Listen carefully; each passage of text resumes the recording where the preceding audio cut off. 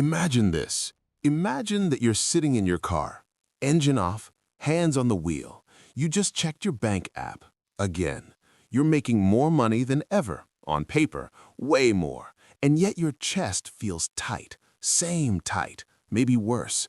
You whisper it, if I could just hit 6 figures.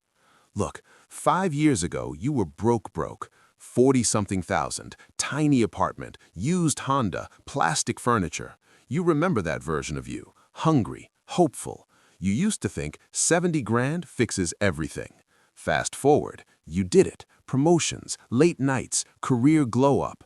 Now you're making close to 80, almost double. New apartment, better zip code, new car smell, more dinners out, and somehow you feel the same pressure. Actually, no, you feel more pressure because now there's more to lose. That's the nightmare. This isn't you being ungrateful. This isn't you being dumb. This is a trap, a math trap, and it has a conveyor belt. People call it ambition. It's not. It's a treadmill. My name's Greg, and let's just say I spend way too much time looking at both the 2D and the 3D math and the invisible equations behind your bank account. In this video, I expose the invisible math behind why raises don't fix everything and share proven exits to build true wealth without the burnout. If you're tired of playing a game where the rules are hidden from you, smash that subscribe button and give this video a thumbs up. We're about to put some neon ink on this problem. Now, let me ground this in a real story, high-definition reality. Researchers studied lottery winners, real people, sudden millions. You'd think permanent happiness. Wrong. Within a year, their happiness snapped back. Same baseline. Some were worse off. This comes from research cited in the Journal of Personality and Social Psychology, also echoed by the Federal Reserve when they track post-windfall behavior. The money hit fast, the joy bounced, then gravity pulled them right back. That's not money failing, that's the brain adapting. This phenomenon has a name, hedonic treadmill. In simple words, that just means your brain gets used to good stuff frighteningly fast. New salary? Normal. New car? Just a car. New lifestyle? Baseline reset. Your brain is a thermostat, not a trophy shelf. Here's the brutal part. It adapts upward and downward. Lose money? You hurt, then stabilize. Gain money? You celebrate, then stabilize. So when people say just earn more, they're prescribing speed to a treadmill, not an exit. Let's talk contrast. Fast income growth, slow satisfaction growth. Heavy responsibilities, light joy returns. This is why more money doesn't feel like relief, it feels like weight. Now, let's bring in the 3D math. You were making 60, after taxes maybe 47, expenses about 32. You had margin, tiny but real. Then you got bumped to 80, after taxes maybe 62. You felt rich for 3 months. Then came the upgrades, rent jumps, car payment creeps, insurance inflates. Inflation. In simple words, that just means prices lifting weights while your paycheck jogs. Food costs more, subscriptions multiply, quality of life expenses bloom. Now your monthly burn is 50-ish. What happened? Your discretionary cash shrank. You ran faster, the belt sped up. Lifestyle inflation. In simple words, that just means your life expands to eat your raise. This isn't rare. Bank of America reports that over half of people making 6 figures describe themselves as paycheck to paycheck. That's not poverty, that's expansion. PYMNTS found that even people above 200,000 report the same stress. High income, low peace. Why? Because the treadmill has no finish line. Here's the invisible equation. Income minus expenses equals margin. Margin is oxygen, not happiness, oxygen. And the system quietly trains you to suffocate slowly. Now, let's go psychological. Your brain is reward-seeking, but it hates stillness.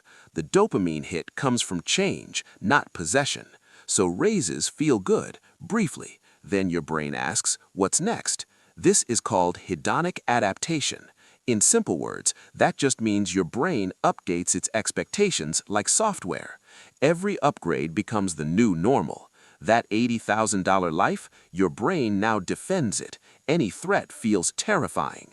That's why stress increases. More money equals more surface area, more bills, more obligations, more fear. Now you might be thinking, so what, Greg? I should stop wanting more? No, that's monk talk. The problem isn't desire, it's autopilot desire. The treadmill runs when you upgrade automatically. Raise equals nicer apartment, bonus equals nicer car. No pause, no math. Now, let's talk diminishing returns. Economists call it diminishing marginal utility. In simple words, that just means each extra dollar buys less joy. Vanguard's long-term studies on consumption patterns show this clearly. Going from 30 to 60,000, life-changing. 60 to 90, nice. 90 to 150, meh. Stress rises faster than joy. That's bad math, and the system loves it, because stressed people consume. Consume for relief, consume for identity. Now, let me show you the exit ramps, anti-system moves. First, the lifestyle anchor. This is a rule, cold, pre-decided. When your income rises, only a slice touches lifestyle. 70-30, 50-50, pick one. The rest goes invisible. Investments. In simple words, that just means buying future freedom instead of current toys. This breaks the automatic expansion loop. Second, buy time, not stuff. Time is the only non-renewable asset. Studies published in the Proceedings of National Academies of Science show people who spend money saving time report higher life satisfaction. Not nicer couches, less chores, more control. And here's the 3D kicker. Every invested dollar is a tiny employee. At a 4% withdrawal rate, in simple words, that means spending only what your money safely earns. $25 invested buys $1 of annual freedom. Do that consistently, you're not getting rich, you're getting lighter. Third, build progress, not arrival fantasies. Arrival fallacy. In simple words, that just means believing happiness lives at a finish line. It doesn't. Happiness lives in forward motion you control. People are happiest while building, not after cashing out. Research confirms this again and again. That means postponing joy until someday is a losing bet. The treadmill steals today, promises tomorrow. Tomorrow never pays. Here's the reframing. Enough is a number, not a feeling. Feelings adapt, numbers don't. When you define enough, the treadmill loses power. This is how you stop chasing raises for emotional relief and start using money as insulation. Wealth isn't flex, it's silence. It's sleeping without checking balances. It's options. Stop running on the treadmill, start building the board.